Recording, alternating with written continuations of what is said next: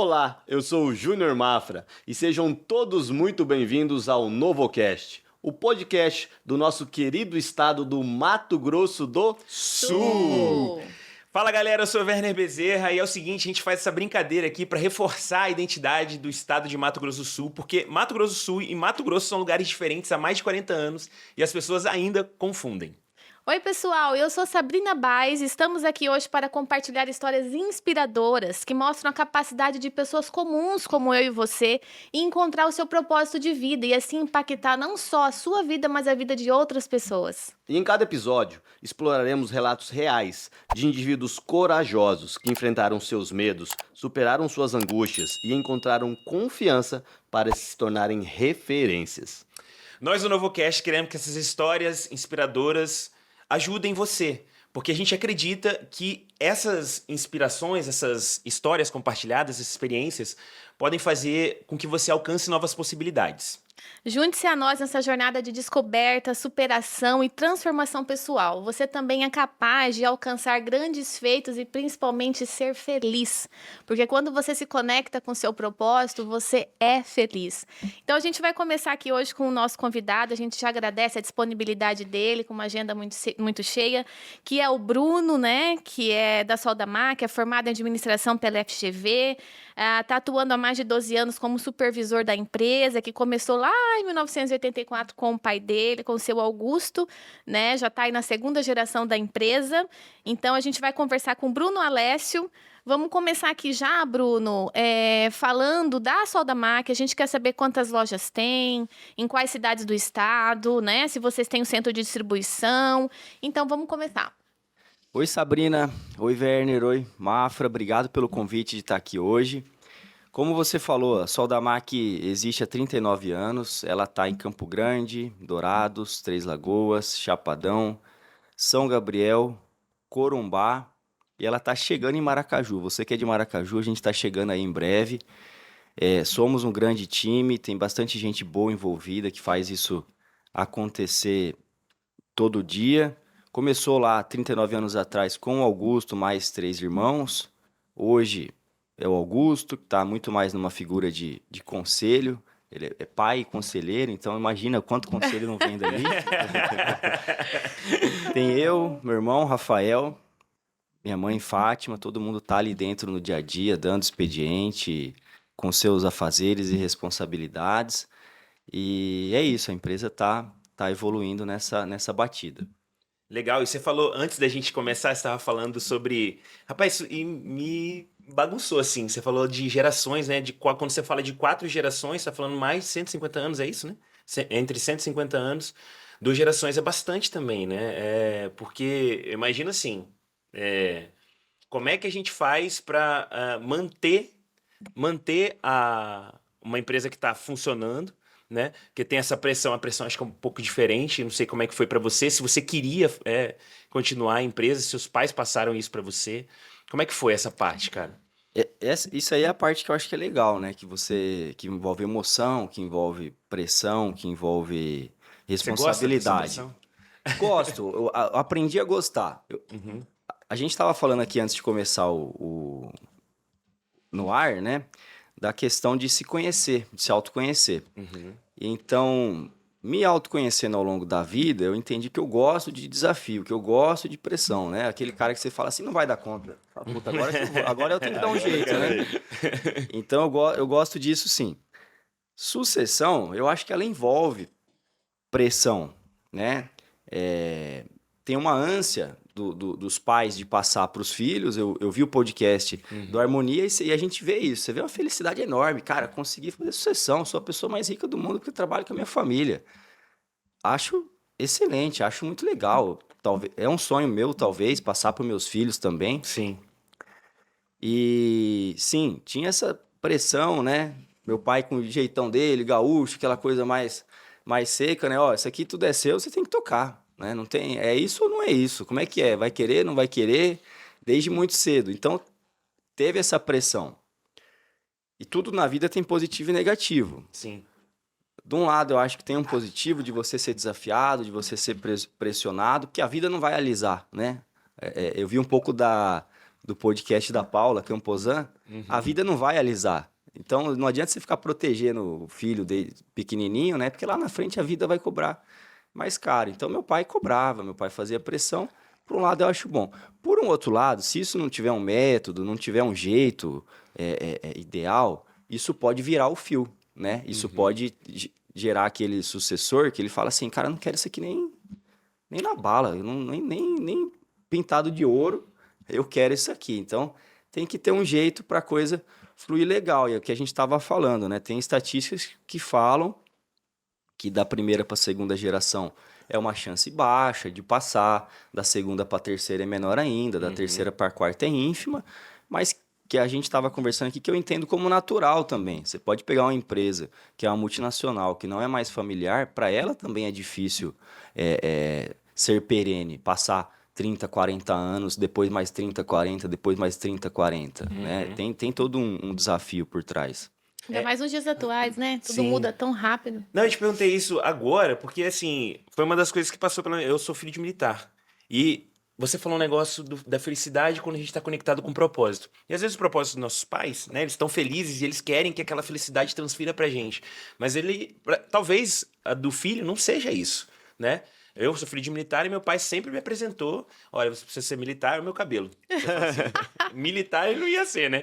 E aí sempre fui, assim, direcionado para isso, né? E eu, por um bom momento, acreditei que a felicidade estava nesse lugar.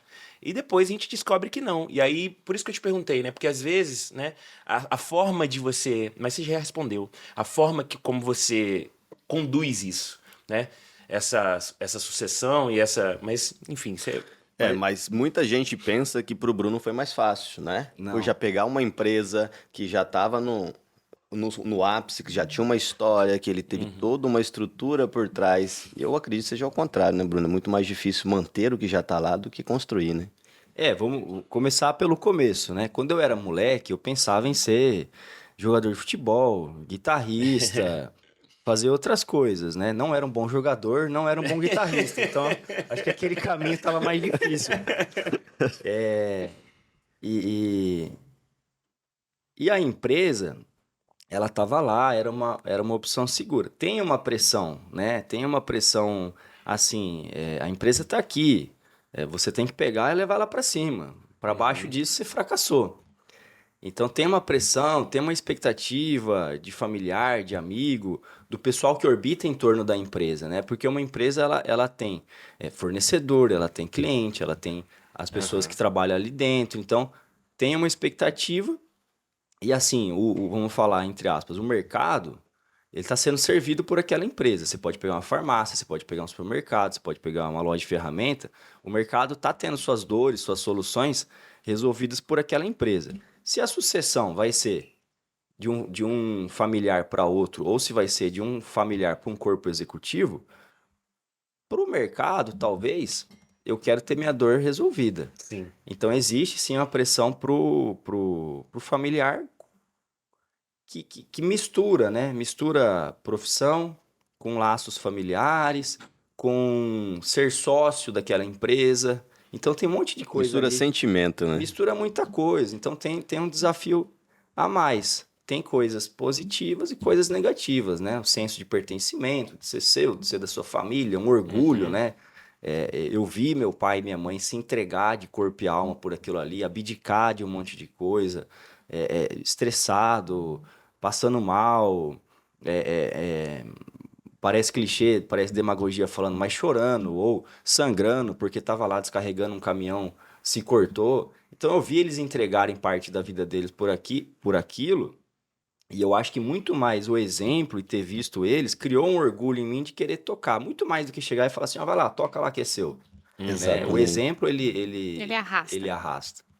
Bom, vamos deixar só da Max só um pouquinho de lado, só vamos tentar entender um pouquinho assim, a gente quer saber da tua história. Legal. Aonde que você nasceu, depois como que foi essa vinda pro estado, você é daqui, conta pra gente um pouquinho. Legal. Se deixar, é um negócio meio simbiótico, é tudo misturado. eu sou aqui de Campo Grande, nasci em 89, tenho 34 anos. Me criei aqui em Campo Grande até os 17, 18. Estudei no começo no Senec, depois estudei no Dinâmico, depois fiz o ensino médio no Fleming. Era um aluno ok, era um aluno que ia bem mais em exatas, passava de ano nas outras matérias. Era um bom aluno. Era um bom aluno, mas era um aluno ok, não era o cara, tipo assim, o cara, era um bom aluno. Era um aluno, assim, meio preguiçoso, estudava o suficiente, quando gostava de alguma coisa se entusiasmava um pouquinho mais e ia bem. Nunca tive problemas, assim, problemas ao longo da escola foram pontuais. E aí, com 17, gostava muito de jogar futebol. Esporte, para mim, tem um peso enorme na minha vida, no meu desenvolvimento. Eu era um cara muito tímido, tinha uma dificuldade enorme de chegar aqui, conversar, falar. E aí, com 7, 8 anos, eu vi que o futebol era um negócio que eu poderia me aventurar. Fui lá, jogava mal pra caramba, não tinha tido contato assim intenso, né? Uhum. É aquilo, quando você gosta, e quando você tem tempo, e quando você quer, você começa a se desenvolver muito rápido, né? Aprender muito Sim. rápido. Então, fui me desenvolvendo no futebol rápido, fui, entre aspas, ficando bom pro nível ali daquele colégio que eu estudava, daquela Aham. faixa etária que eu tava. E aí fui me integrando, fui sendo escolhido, né? Comecei a ser escolhido no começo do Para o Ímpar ali do futebol, e aquilo lá foi me dando um pouco de felicidade, de protagonismo, Confiança, de né? confiança e de Legal. integração com todo mundo. Isso que eu acho muito legal do esporte. Esporte, é. E aí, depois na adolescência, eu fui experimentando outros esportes. Lá pelas tantas, eu experimentei. Eu queria tocar guitarra. Olha E aí, só. eu cheguei pro meu pai e falei: pai, eu quero uma guitarra tal. Tinha um primo meu que tocava, eu vi ele tocando. Tocou um solo do Iron Maiden, né? Aquele negócio me pegou assim. Eu falei: cara, tem que aprender esse negócio aqui. E meu pai. Gaúcho, assim, mais seco, mais tradicional, falou, guitarra, o que que você quer uma guitarra, cara? Não, larga a mão de guitarra. E eu no pé dele, no pé dele, no pé dele, ele falou assim, ó, vou te arrumar um violão. E eu conhecia meu pai, né? Era o violão ou nada. Então, beleza, vamos no violão. E aí, comecei a treinar e tocar violão, cara. E foi. Eu acho que ele viu que era sério mesmo o negócio. Aí ele deu um voto de confiança, comprou a guitarra. E eu comecei a treinar, tocava com os amigos, assim, nunca foi pra frente, como eu falei, né? Uhum. Mas isso foi me integrando, foi me dando confiança, tudo mais. Ainda assim, era um jovem, um adolescente muito tímido. E aí, com 17 anos, eu tava naquela, né? O que que eu vou fazer de faculdade? E aí vinha isso. Vou fazer administração para trabalhar na empresa da família, ou vou dar um giro 180 graus e ir pro lado de música e larga a mão de empresa da família, não quero saber desse negócio, deixa quieto. E aí, conversei com um monte de gente, faz teste vocacional, tudo. Não, vamos fazer administração, né? Porque é a opção segura e alguma coisa ali me chamava de algum jeito. E aí eu falei, vamos fazer administração ou engenharia de produção, que já naquela época já estava muito forte a engenharia de Uhum. produção como uma administração de exatas. E aí eu tinha dois grandes amigos que eles tinham passado em engenharia de produção, eles iam fazer, aquilo lá já estava me chamando a atenção, e no meio do ano eles passaram em Maringá, no Paraná.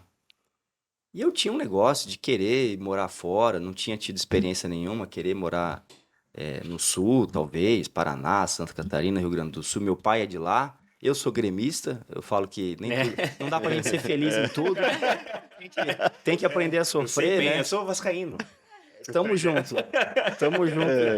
E aí, e aí, eu queria, pensava em ir pra lá, e aí eu cheguei pro meu pai e falei, cara, quero fazer engenharia de produção em Maringá, vou estudar pra isso. Ele falou, você é louco? É que ninguém conhece meu pai aqui. Pra que você quer mexer com isso, não, cara? Você vai fazer administração, fica aqui, ó. Você vai trabalhar na empresa da família. Desse jeito, né?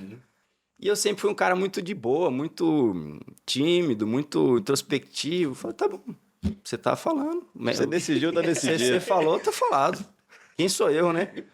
E aí, beleza, cara. E fiquei tranquilo. Aí fiz vestibular para o FMS no começo, no meio do ano. Tomei um pau violento, assim, cara. Era para fazer uma redação que era uma crônica. E na época eu era um aluno meio folgado, não gostava tanto de ler e tal. E hoje em dia, o estilo que eu mais gosto de ler e de escrever é crônica. Olha só. Mas na época, eu escrevi tudo errado, miserável a redação. Não passei, né? Falei, beleza. Tinha mais 6 meses, estava no meio do ano, no 3º ano. E aí tava lá, não, vou estudar pro FMS e tal. Lá pelas tantas, meu pai é um cara assim, impulsivo, um cara assim, né, de estalo.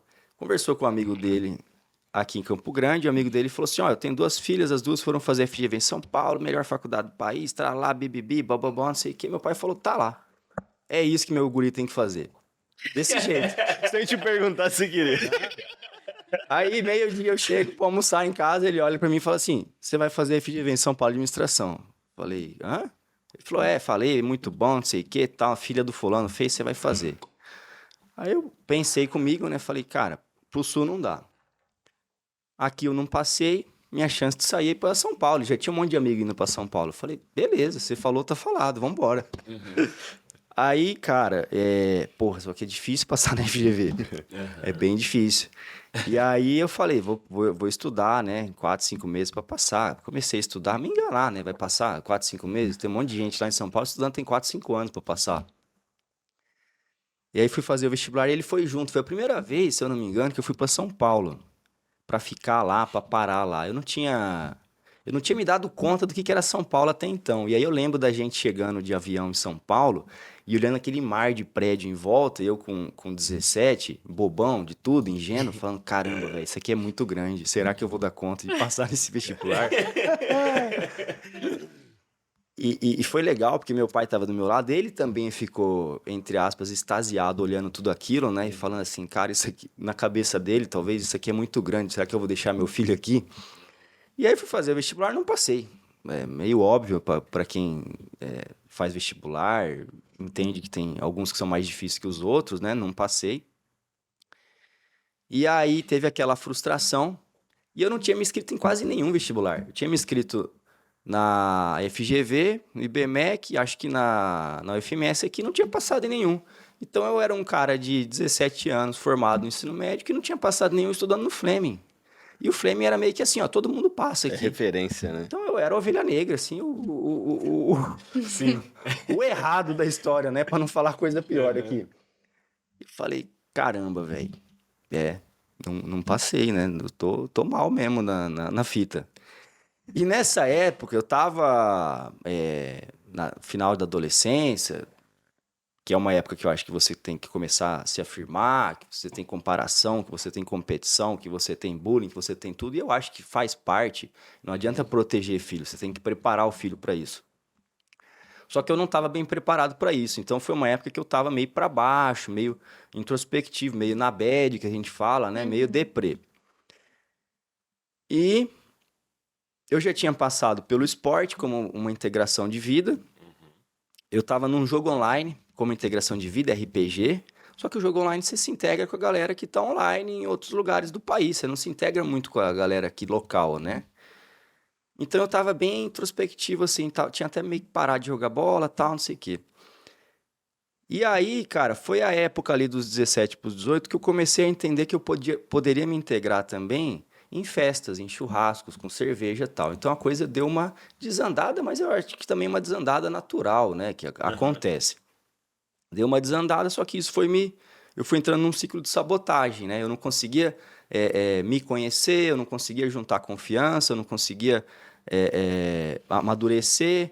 E aí eu ia lá para festa, eu ia lá para tomar uma cerveja, para integrar. Isso me dava uma ilusão que eu estava evoluindo, mas na verdade eu estava me enganando. Bem no comecinho do ano que eu ia fazer 18 anos, em 2007... eu tô brincando em casa com uma cachorra que a gente tinha, uma pitbull, cara, era uma usina de energia, corria pra lá e pra cá, lá. E eu era pegado com ela comigo, a gente brincando, bobeira, sempre é bobeira, né, acidente doméstico.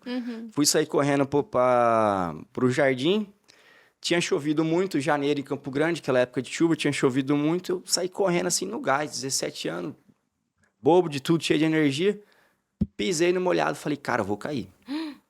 E caí de me arrebentar, assim, ó. Dei 2, 3 passadas, perdi o equilíbrio, bati numa coluna de concreto, quebrei o joelho, deu fratura exposta e tal. Nossa. E aí tava meu pai me pegou, vamos pra Santa Casa fazer cirurgia, não tinha o que fazer, né? Rompeu o tendão patelar e tal. E tava tudo meio certo pra eu ir pra São Paulo fazer um cursinho lá pra conseguir passar na faculdade, porque tinha um cursinho muito bom lá, que era um cursinho pra aquela faculdade. Eu me arrebentei e fiquei um mês naquela época. O médico botou um gesso de cabo a rabo, fiquei um mês de cama. Um mês, 40 dias, e assim, foi uma situação bem adversa pra mim. Pra fazer xixi, eu precisava do pinico. Pra fazer número 2, eu precisava da ajuda do meu pai e da minha mãe, cara. Então foi um negócio de voltar tudo assim pra botar o pé no chão, né? Falar, cara, segura as pontas aí, né? Aí fiquei bom, fui pra São Paulo, bom assim, né? Aquele mancando e tal. Fui pra São Paulo fazer fisioterapia e fazer o cursinho. Fiz o cursinho, passei na faculdade, foi uma felicidade enorme. E eu tava de novo com meu pai, quando eu fiquei sabendo que eu passei. A gente tava de férias em julho, ele quis ir, a gente foi pro Rio Grande do Sul. Assistir Grêmio e Boca. Olha. Olha a ilusão do sofredor, né, cara? Quando você aprende a sofrer por um time, você se ilude, né? Você acha que vai dar certo. Então o Grêmio tinha perdido 2-0 o primeiro jogo pro Boca na Argentina. Aquele Grêmio que tinha voltado série B, Mano Menezes, Sandro Goiano e tal. E aí, cara, o Grêmio ele vinha na Libertadores perdendo e virando, perdendo e virando, perdendo e virando no segundo jogo. Tudo coisa assim. Então aquela confiança tava crescendo, né? Tava crescendo só o baque, né, velho? O baque só ia ser mais alto. Aí chegou na final contra o Boca. Boca, Riquelme, Palácios, uma galera, assim, o Dream Team do Boca. Muito bom esse time. E aí, cara, perdemos o primeiro jogo, 2-0, né? Acabou o jogo, o que a gente falou? Vamos lá ver, vai virar, virou os outros, né? Vai virar esse também. E aí, cara, meu pai falou, beleza, vambora.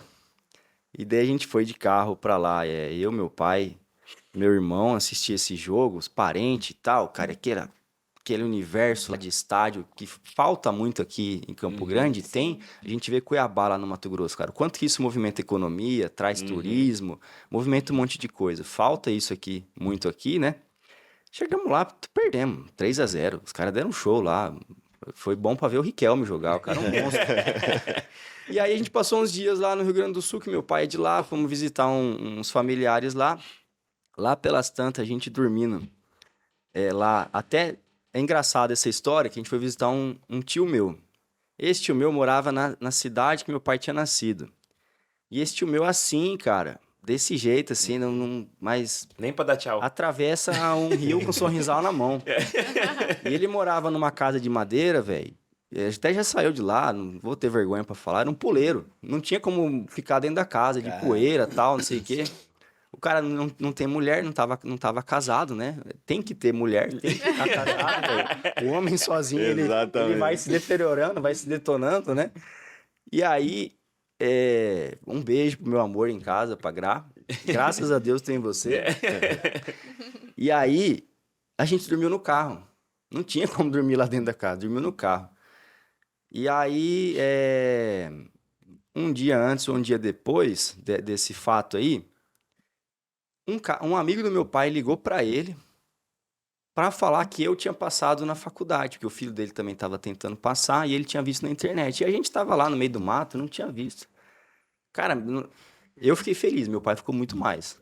Eu acho que ele achava que eu não ia dar conta de passar, sei lá, alguma coisa assim, que o filho dele não ia dar conta de passar. Pela história que ele teve, pelas dificuldades que ele teve, ele não teve uma boa educação, ele não teve oportunidades, então acho que aquilo lá para ele foi muito significativo. Legal.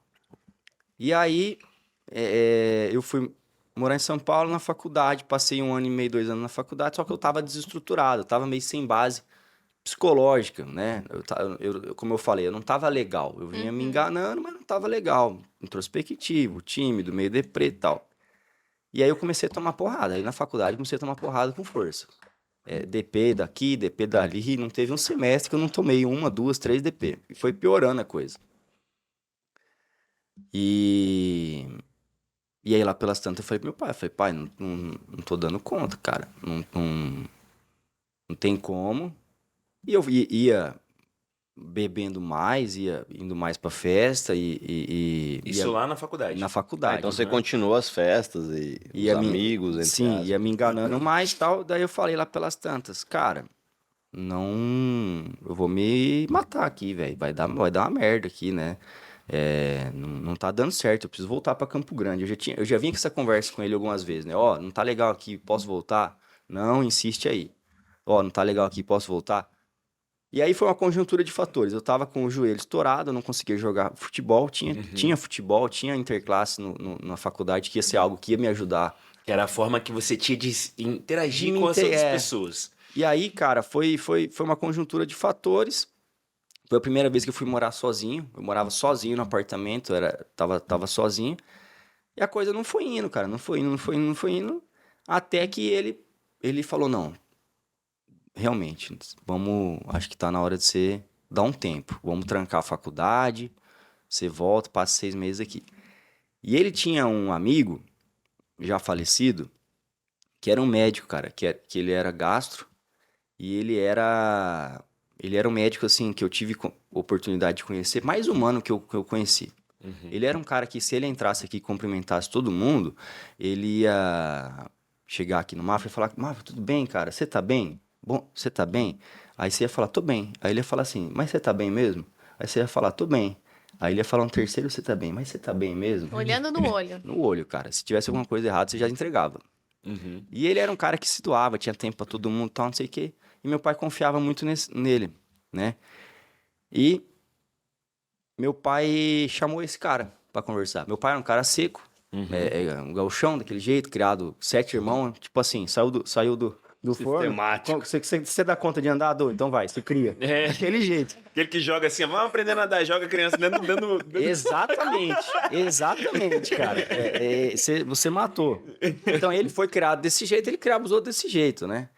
Só que meu pai é muito lúcido, ele falou assim, não, eu vou chamar esse cara aqui, que ele é meu amigo, eu confio nele, é meu irmão, e ele vai conversar com você pra entender o que tá acontecendo. Porque É como se seu pai soubesse, assim, ó, até a limitação, né? Até onde eu posso ir aqui, eu já não consigo ajudar mais Perfeito, meu perfeito. filho, né? Ele tá precisando de ajuda. Aham. Esse cara conversou comigo um pouco, falou, cara, eu acho que você tá meio aí com uma depressão, vamos buscar um psiquiatra, vamos se tratar, tal, fazer terapia. Eu fui no psiquiatra, Dr. Kleber Meneghel, aqui de Campo Grande, recomendo ele muito, pra quem tá lúcido, pra quem não tá lúcido, muito bom. Terapia pra Terapia. geral, cara. E aí o Kleber me direcionou, me passou por uma terapeuta espetacular, que é a Alexandra. Um beijo, um abraço pra Alexandra. Graças a ela, muita coisa na minha vida evoluiu. Tô com ela até hoje, tem 12, 13 anos. Façam terapia. Minha esposa é terapeuta também, atende online. Façam terapia, legal. tá aí o Legal. merchan. E aí a coisa começou a evoluir, cara.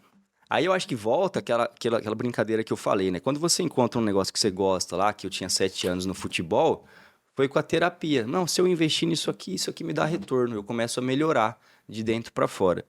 E aí a coisa começou a evoluir.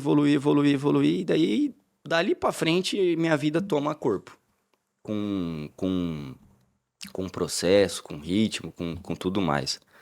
E aí depois, aí eu me formei, Aí você voltou pro São Paulo. voltei para São Paulo, aí me formei, e meu pai, ali um semestre antes de formar, sempre falando, ó, você tem que voltar, a empresa tá aqui, ó, você tem que voltar, lembra do nosso combinado e tal. Falei, mas que combinado, né? Combinamos isso, será? Que eu não lembro. E aí voltei, cara, e daí as coisas foram se encaixando, esporte sempre foi um negócio muito forte para mim, lá pelas tantas, numa viagem de férias eu realizei um sonho que era surfar, tinha um sonho de moleque de aprender a surfar. E aquilo lá pra mim foi impactante, também foi uma chavinha que virou em mim.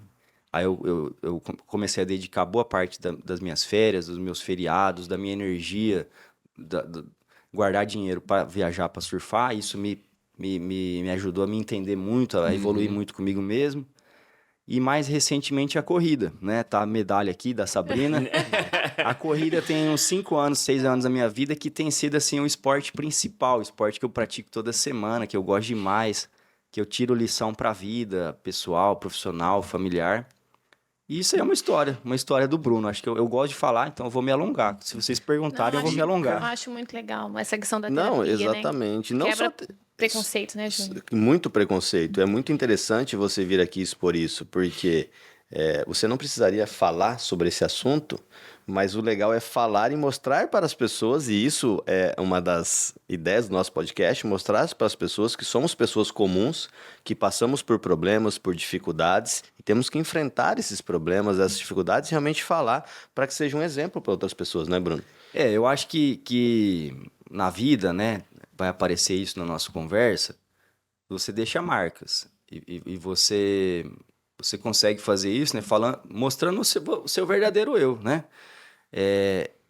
E a gente tem um potencial de impactar outras pessoas que a gente não faz ideia, né? Cada um aqui, todo mundo tem um potencial de impactar pessoas que a gente não faz ideia. Às vezes a pessoa precisa escutar uma frase do Werner, uma frase do Mafra, da Sabrina, que vai mudar o dia, ou que vai mudar a semana, o mês, o ano, o casamento.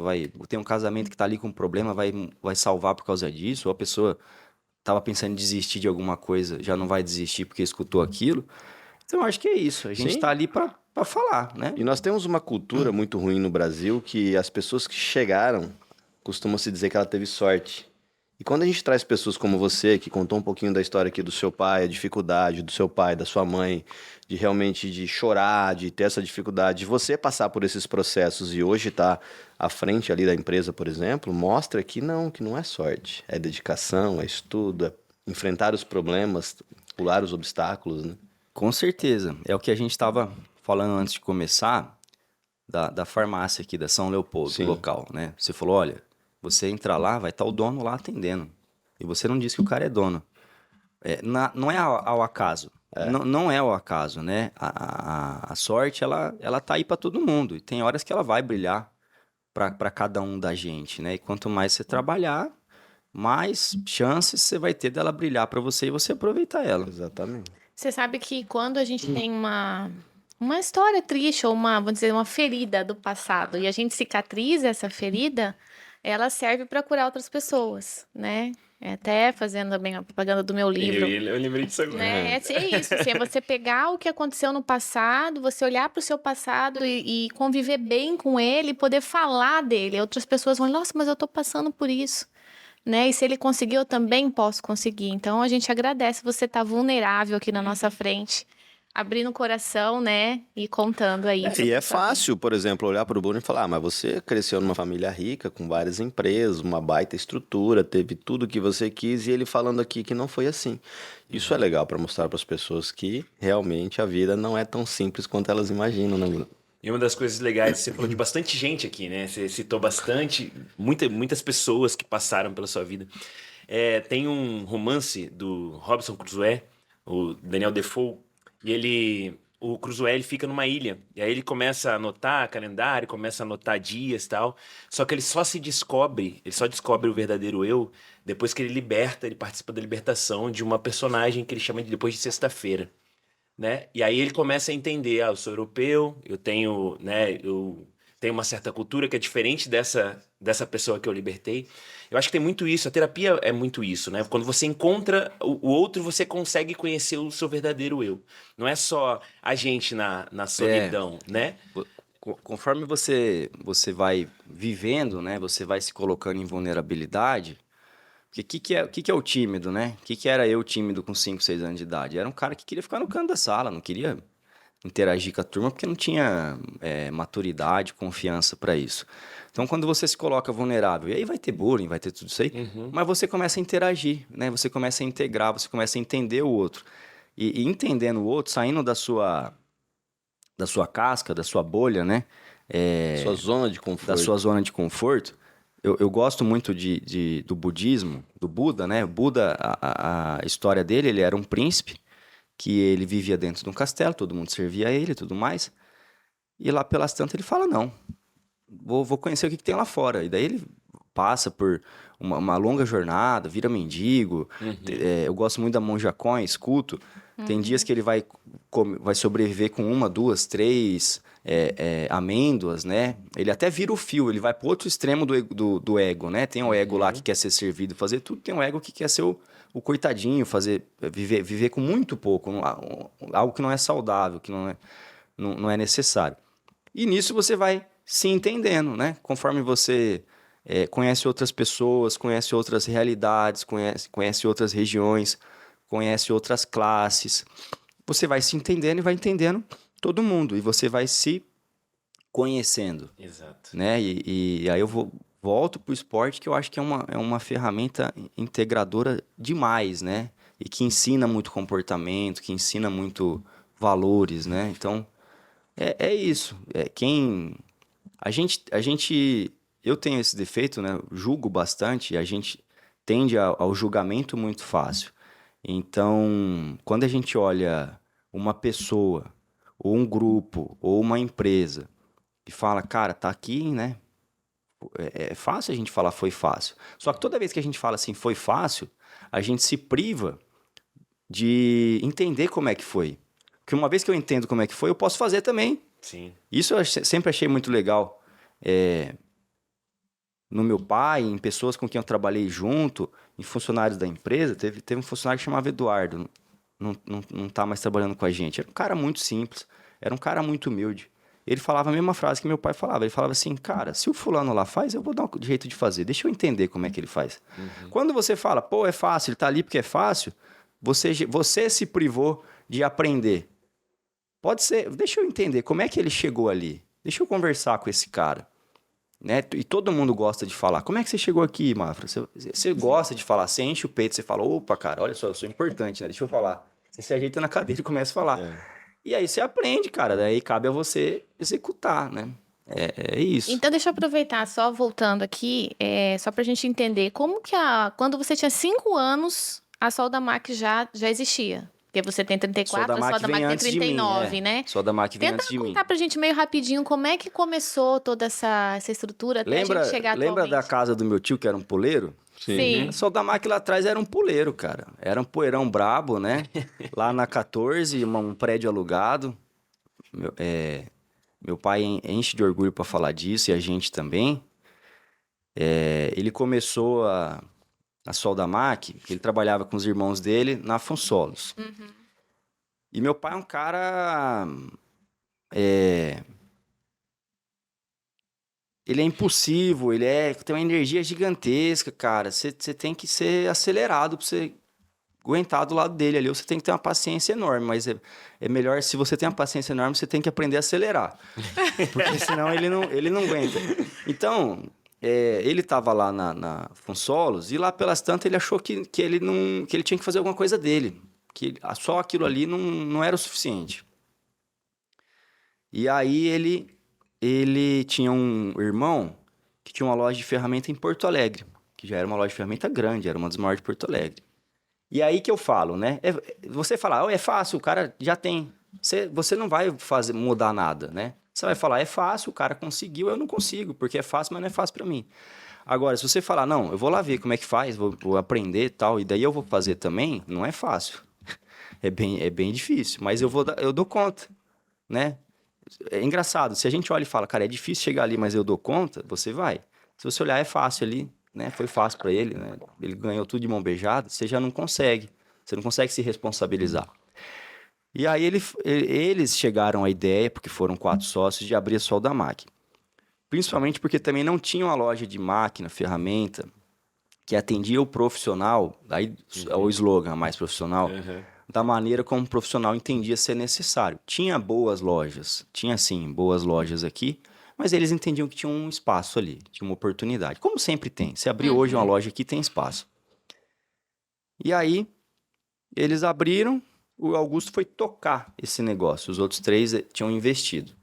E aí o Augusto brinca que ele abriu um negócio com capital de um Fusca, devendo Fusca. Ele pegou um empréstimo desse Fusca e estava devendo Fusca. Ele aluga aquele prédio e ele conta com muito orgulho que ele botava... E eu cheguei um pouquinho depois, né? Fui entender um pouquinho depois, já vi a coisa melhor. Que ele tinha as prateleiras eram de madeira, era feita ele mesmo fazia com os funcionários, era um negócio bem braçal, de cabo a rabo, né?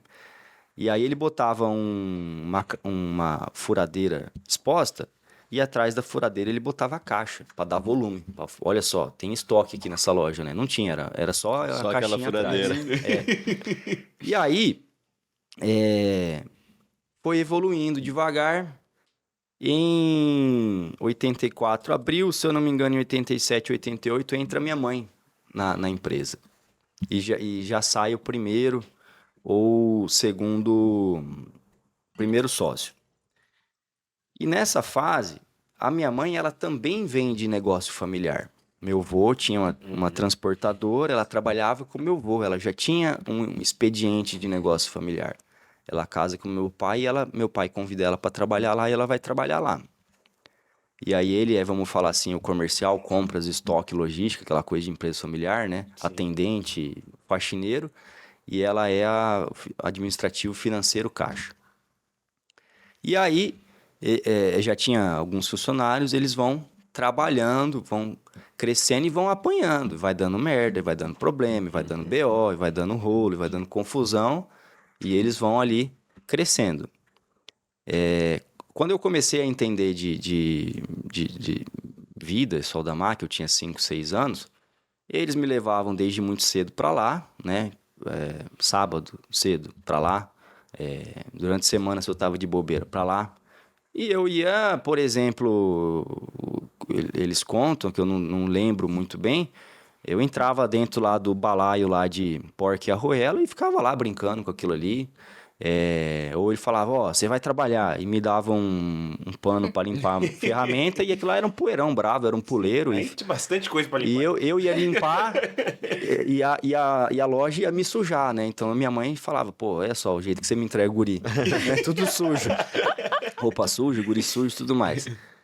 E aí foi indo, cara. E aí teve um monte de BO no meio do caminho, um monte de rolo, de confusão. Meu pai, ele sempre se botou na posição de vulnerável. Então, vamos abrir a segunda unidade. Abriu. Tá dando prejuízo, não tá funcionando, tá saindo tudo ruim. Não tem gente, aquele discurso comum, vamos fechar. Então, vamos fechar, né? Entre aspas, mexe com o seu ego, né? Sim. Por um lado é vexatório você fechar um CNPJ, fechar uma unidade, né? Alguém vai falar, não tá dando certo, aí o trem vai quebrar, tal. Então é isso, né, cara? É muito... Quem vê de fora, eu brinco, né? A minha esposa acabou de sair de uma gravidez, a gente tá com o nosso primeiro filho, e eu brinco também que quem já tocou obra, né? Uhum. Projetos, como vocês estão com o projeto aqui, ou empresa, é a mesma coisa. Quem vê de fora fala, caramba, ficou pronto rápido essa casa. Caramba, já nasceu. Mas e você que tá dentro, que não tá dormindo, que tá com dor, que tá tocando essa obra, que tá ficando louco, com o cara te ligando, faltou um prego, aí você leva o prego. Faltou uma arruela, aí você leva a arruela. Faltou, por que você não me fala tudo? Então é isso, cara. Tem muita dor no meio do caminho. A grande maioria das pessoas, elas veem a chegada final, mas elas não veem o caminho percorrido até essa chegada final, né? Então é fácil chegar lá e falar, ele venceu, mas o tanto que eu percorri de dificuldades, de obstáculos, as pessoas não têm essa visão, né? Por isso que a gente traz aqui pessoas como você para contar para nós essas histórias, realmente para mostrar que todos nós passamos por dificuldades para chegar em algum lugar. Deixa eu te fazer uma pergunta aqui, que tá... Curiosidade. Você parece ser um cara bem calmo, assim, bem, né... tranquilo, sabe? Lembra muito Lindolfo, né? Enfim. O que você tem do seu pai, cara? Você falou bastante do seu pai. Cara, o Lindolfo... O que tem do teu pai em você? O Lindolfo é o ápice da calma, do afeto, né? Ele transmite um amor quando ele fala, né? Olhando para as pessoas e tal. Acho que ele tá num extremo. Eu trabalhei muito para ser esse cara calmo, que chega aqui, que fala com tranquilidade e tal. Eu tenho energia, eu acho que eu tenho energia, em partes, que meu pai tem. Então, assim, quando eu pego pra fazer um negócio, cara, que eu boto na cabeça que eu vou fazer, é aquilo lá que eu brinquei no começo, né? Se alguém me falar assim, vai dar errado, aí que eu vou fazer. Então, eu tenho meus projetos dentro da empresa, meus filhos que eu brinco, né? Eu tenho fora da empresa meus projetos e tal. Eu tenho a maratona, um belo dia eu falei, vou correr 42 quilômetros e, cara, vou correr. Botou na cabeça. E a primeira vez que eu tentei numa prova oficial, eu tomei uma porrada violenta. Eu quebrei com 25 quilômetros. Quem é do mundo da corrida, né? Você quebra quando você trava de cãibra e tal. Mas na hora que eu quebrei, eu pensei comigo mesmo, eu falei assim, cara, essa quebra, essa derrota aqui me ensinou o que eu preciso saber para fazer a próxima. E agora eu vou fazer. Porque eu matava treino, pulava treino, me enganava, né? Falava, não, Sim. professor, depois eu vou fazer esse treino, né? E aí eu falei, não, agora eu vou fazer certinho, vou fazer esse negócio. Aí fiz. Então, assim, do meu pai, eu acho que eu tenho essa energia, essa determinação. Meu pai, do jeito dele, mais seco, que não teve todo esse... Porque vocês têm personalidades diferentes, né? Você e seu pai. Tem muita coisa igual que a gente conflita. Tem hora que parece que a gente vai se matar. Um abraço, um beijo pro meu pai. Te amo, pai. Te amo, Fala com pai. muito carinho É. dele, assim. Porque você citou bastante ele aqui. Ele tem um protagonismo muito forte, cara. Ele é um cara que ele não consegue estar num lugar e não protagonizar. Então, se ele ama pescar. Se alguém for pescar com ele aqui, cara, ele vai cozinhar, ele vai arrumar isca, ele vai fazer tudo. Ele quer fazer tudo. Então, eu tenho esse lance do meu pai e, assim, eu tenho momentos de ser mais seco, ou de ser mais bravo, ou de perder o fio, né? Depende muito, assim, de pisar no calo e de com quem, né? Eu brinco assim, não sei com vocês como são. Eu sou o cara, assim, que eu sou o meu melhor e o meu pior com quem eu mais amo, que é quem eu me sinto mais à vontade pra ser, É isso mesmo. né? Infelizmente. Então, é isso aí. Geralmente a gente consegue manter no trabalho, Não, quando e é chega legal. em casa, a gente... E é legal as histórias que ele conta, porque você vê o pai dele mesmo, sendo essa pessoa mais seca, ele tem um carinho tão especial. Ele estava comigo nesse momento, a gente dormiu no carro, a gente chegou em São Paulo junto. São momentos que realmente trazem essas lembranças e mostram o quanto valeu a pena tudo isso, né? Meu pai é aquele cara que ignorantão, que ele te morde, aí depois ele vem. Olha só. Vem cá, vamos conversar. Deixa eu fazer um comparativo aí. Vem cá, vamos conversar. Olha só, então Aquela a gente coisa. descobriu aqui a história da Soldamac e tal. Agora conta pra gente hoje, né? A gente deu uma fuçadinha lá no Instagram da Soldamac, no seu LinkedIn, e a gente viu várias coisas acontecendo lá ligadas à gestão de pessoa, semana do feedback. Conta pra gente um pouquinho o que o Augusto, o que o Bruno colocou agora nessa nova gestão, né? Você está à frente. Conta pra gente, alguém que tem uma empresa aí que precisa saber um pouco de gestão de pessoas, conta pra gente o que você tem feito na Soldamac. Legal. Como eu falei, hoje a gente está em 3 diretores lá, né? Eu cuido mais da parte de gente e comercial. Meu irmão cuida mais da parte de compras, logística, fiscal, operação da empresa. E minha mãe tá mais na tesouraria, um pouquinho no DP, até o DP tá mais comigo. E aí, qual que é a minha pitada, né? Eu acho que a empresa familiar é um churrasco a várias mãos, né? Legal. E é bom que departamentalize, é bom que cada um tenha o seu espaço para trazer suas contribuições, é bom que a gente preserve o que vinha do churrasqueiro antigo, né? As coisas que eram boas e se todo mundo tem defeito, né? Se alguém pegar o meu trabalho, tem um monte de defeito e vai ter que trabalhar um monte de coisa. Então, o que o Bruno tem feito? Eu gosto muito de gestão de pessoas, gosto muito de liderança. Por isso também gosto muito de esporte, porque eu acho que esporte é muito isso, né? E aí, o que eu tenho trazido para dentro da empresa? Como a gente falou, aquilo que eu vejo que é legal, que alguém faz e que é legal, o Lindolfo faz lá na Multicasa, o pessoal de outra empresa faz, o pessoal de São Paulo faz, o pessoal de um livro faz. Como é que eu consigo aplicar isso dentro da minha realidade? Eu tenho que adaptar, né? Não é copiar e colar. Tenho que adaptar a minha realidade, tenho que entender a cultura da minha empresa. Então, assim, do mesmo jeito que eu fui lá para terapia me entender, buscar meu autoconhecimento, estando na Soldamac 12, 14 anos, eu fui entendendo quem era a Soldamac. Meu pai sabia do jeito dele, minha mãe sabia do jeito dela. Mas muitas vezes quando você pergunta pro dono, pro fundador, me fala qual que é a cultura. Meu pai ia falar assim, para com essa lenga-lenga, que você conversa comigo, vai trabalhar. Que cultura, né? Vai vender, vai comprar, vai resolver. Então eu tive que ir buscar isso no dia a dia. Então, assim, você perguntou o que eu posso falar para alguém, né, que quer mexer com isso, com gestão de pessoas, com empresa? Primeira coisa, se entenda. Segunda coisa, entenda a sua empresa. Porque se ela for só você, vai ser sua cara cuspido e escarrado. Se ela for 3, 4 pessoas, já tem um sistema operando ali dentro. Ela vai ser muito sua cara, você sendo o líder, o fundador, o dono. Mas já tem um sistema operando ali dentro. E a gente vê no dia a dia pessoas que são tão inteligentes emocionalmente, tão perspicaz, tão sagaz em comportamento, que às vezes essa pessoa dita mais a cultura da empresa do que o dono, o fundador. Né? Tem uma frase do Peter Drucker que fala: a única coisa que cresce sozinha numa empresa é problema. Caos. É o caos, né? Coisa boa não. Tem uma outra frase que eu escutei esses dias que pro inferno você vai sozinho, ele te arrasta. Pro paraíso você tem que fazer muita força. E aí, o que você tem que entender? Né? Como é que é você? Quem é você, né? Qual que é a sua cultura, seu autoconhecimento? Depois da sua empresa, das pessoas que estão ali dentro. Não é a frase bonitinha da parede, né? É o que acontece de fato no dia a dia. Quando a cultura é muito forte, está bem alinhada, a frase bonitinha da parede com o que acontece no dia a dia é a mesma coisa. Estando você lá ou não, né? Quando você...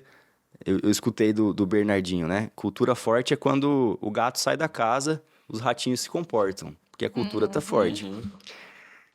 E aí você vai entender quem é você, quem é a sua empresa, qual é o sistema que impera ali, o que tá bom, o que precisa ser melhorado e tal.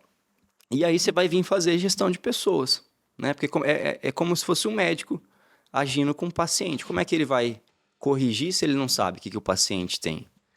E aí você vai vir agindo junto com esse paciente, potencializando o que ele tem de bom, protegendo o que ele tem de não tão legal assim, né? Como é que você faz no dia a dia, né? Eu vou voltar para uma frase que eu escutei em treinamento lá em São Paulo. A gente aprende, 10% é lendo. Aqui temos o livro da Sabrina. Aqui, ó, o livro Enquanto Seu Passado Ainda Sangra. Isso aqui atrapalha muito gestão. Se você não cura suas feridas, você vai ficar no dia a dia com elas, dando porrada nos outros, que não tem nada a ver com a história. Sim. Então, você aprende lendo, ouvindo um podcast como esse, vendo os outros fazer. 20%, 10% você aprende assim, lendo, né? 20% você aprende conversando com alguém, tendo um mentor, um guru, terapeuta, consultor empresarial. Essa pessoa vai te ajudar a fazer o caminho. 70%, amigão, é do jeito que meu pai já sabia que eu tinha que fazer. Nada. Vai lá e nada. Na prática. É prática. Então, é prática. E aí você vai fazendo essa gestão de pessoas no dia a dia. Como? Escutando muito. O Lindolfo, ele fala muito em consciência. A empresa ser consciente. Você ser consciente. Você entender, cara, o que está acontecendo. Às vezes você não está entendendo o que está acontecendo. Às vezes o cara tá lá no computador, trabalhando aqui, ó, moendo, 15 horas por dia no computador, moendo. Mas ele não tá vendo o que está acontecendo dentro da empresa dele. Ele despacha uma ordem, ele não tá vendo se essa ordem tá indo para frente ou não, quem tá sabotando a ordem, por que tá sendo sabotado, se a ordem é ruim, que às vezes a ordem é ruim. Aí o cara fala, não, velho, não vamos fazer desse jeito que vai dar BO. Não escuta a equipe. Então escutar, enxergar, tudo mais. Aí uma vez que você entendeu, que você escutou, que você enxergou, que você deu voz pro pessoal, aí você começa a propor soluções, né? De diferentes formas. Você pode determinar a solução e isso pode funcionar, não tem jeito certo ou errado. Você pode escutar do pessoal soluções, você pode trazer um professor para mostrar soluções, aí cada um faz o seu churrasco do jeito que acha legal fazer churrasco, né? E tem mercado para todo mundo. E fica bom, Tem né? que ficar bom. O Tem que cliente ficar tem bom. que gostar. Né? Né? E outra coisa, né? Eu tava lembrando disso na hora que você tava falando. Você organizou um fórum agora, né? Para os clientes e também para os funcionários. Mas 90% também do que a gente aprende ensinando. E eu vi que você tem um painel e você dá palestra, né? Eu gosto muito, cara. É um negócio que a gente fala de propósito, né? E você falou, né? A gente vai aprendendo da vida vivendo. E conforme você vai vivendo, eu gosto muito de escutar o Clóvis de Barros Filhos, o Cortella e tal. E aí você fala assim, cara, como é que você aprende o que você gosta? Experimentando. testando, né? E aí o Clóvis de Barros Filho ele fala assim, cara, o que você faz na sua vida que parece com uma lata de doce de leite viçosa? Porque assim, a da lata de doce de leite viçosa, você come uma colher, aí você come duas, aí você acabou com a lata, aí você raspa ela. E aí não tem mais doce de leite. E o que você queria que acontecesse? Que fosse infindável aquele doce de leite. Então, o que você faz na sua vida que você não quer que acabe? Né? Então, assim, a gente tá conversando aqui, tá super agradável. Cara, eu gostaria que não acabasse, né? Gostaria de entrar em outras conversas. E aí, pra mim, falar, consumir conteúdo, refletir sobre ele, testar ele com práticas, com vivências, com outras pessoas e depois devolver ele pro mundo, isso é algo que eu acho muito legal, que me realiza muito. Então é algo que eu tenho investido que me realiza. Ah, você não vai ganhar R$1 com isso. Cara, tá me realizando já. E eu tô me tornando alguém melhor ao consumir conteúdo e ao entender mais para poder solucionar mais problemas. Se lá na frente isso vai virar alguma coisa, se eu vou conseguir entregar alguma coisa para a sociedade, para a população, e a população vai querer escutar mais disso e vai estar disposta a eventualmente pagar por isso, são outros 500. É o que o Lindolfo fala lá da Multicasa, né? A empresa consciente, ela entrega valor para a sociedade e a sociedade se dispõe a pagar por aquele valor. E daí isso vira um ciclo virtuoso. A gente deixar melhor por onde a gente passa, né? Eu passei por aqui, eu quero deixar alguma coisa diferente de como era antes. Eu também penso assim. Acho que faz toda a diferença no mundo Isso aí. se a gente agir dessa forma, né? É meio que o que a gente faz aqui, né? É o que a gente tá é o que a gente fazendo. tenta, né? Exatamente. Então vamos lá. Pessoal, nós temos uma nova parte aqui do nosso podcast, que é a Roda de Tereré. Pegou e na o seu aí? roda Pegou? de tereré, eu vou na tomar roda de um. tereré. Pronto aí, ó. Conseguimos. A roda de tereré é o seguinte, não tem muita resenha, né? Quem pega a cuia, toma, já passa pro cara que tá servindo, pra pessoa, pra moça que tá servindo, no caso. E assim a gente vai fazer com o nosso convidado. Vamos fazer perguntas rápidas, né? E ele vai responder da forma mais rápida e melhor possível. Ainda não é uma Gabi, né? Aquela bate... Não é. Mas a gente vai fazer essas perguntas e aí você responde da melhor forma Vamos lá. possível, tá? Vambora. Primeira pergunta. Tá aí com o seu tereré aí? Vamos lá. A gente quer saber quem é o Bruno, sem o Bruno falar o que ele faz ou o que ele tem. Quem é o Bruno? Cara, eu iria falar que eu surfo, corro, leio, sou apaixonado pela minha família. Quem é o Bruno sem o que ele faz e o que ele tem?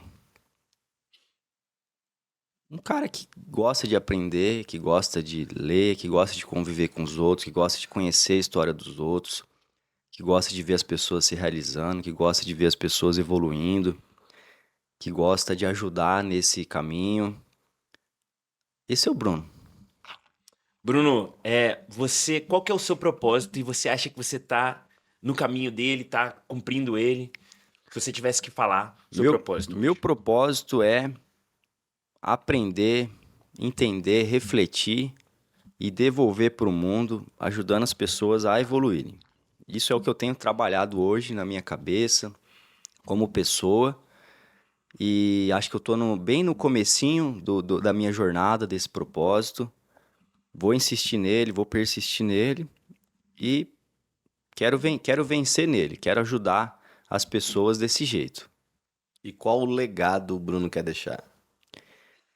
Cara, o legado que eu quero deixar é escutar de alguém assim, olha, eu tava mal, eu tava perdido, ou eu tava super bem, mas me faltava uma frase, me faltava alguma coisa. O Bruno me impactou positivamente e isso me ajudou a vencer.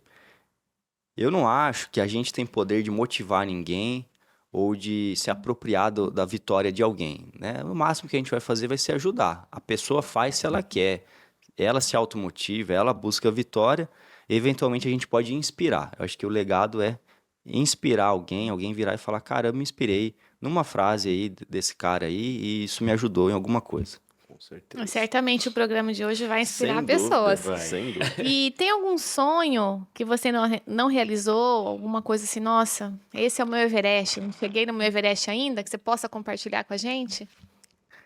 Cara, meu Everest é deixar a empresa profissionalizada de tal maneira que eu possa ter mais tempo com a minha família e com esse sonho meu de palestrar, ou escrever um livro, ou dar cursos e treinamentos. Legal. E eu quero fazer isso de maneira que isso alimente a Soldamac, que isso volte para a Soldamac e que antes de tudo eu consiga cumprir com as minhas responsabilidades ali na Soldamac, que é quem me paga, né? Me coloco na posição de funcionário, que é onde eu tiro meu sustento para minha família, para minha vida, é quem me paga, é quem eu tenho responsabilidade. Então, estou tentando fazer isso de maneira que seja saudável para todos os lados. Legal. E do jeito que você tá aqui, você conhece alguém que deveria estar aqui também contando a história para compartilhar essa história e inspirar outras pessoas também? Eu vou fazer um merchan, eu sou um cara do merchan, eu sou comercial, eu preciso vender. Então, tem minha mãe, meu irmão, meu pai, cada um tem uma história para contar, né? Cada um tem o seu desafio para contar, cada um tem um protagonismo ali dentro da empresa. Fora dali, um cara que eu tenho conversado bastante, pedido bastante inspiração, é o Thiago, que eu acho que já veio aqui, o Belim, da Não, Anitta. quem veio foi a Anitta. O Thiago é um cara 10, seria muito legal ver ele aqui. Quem mais que eu posso citar?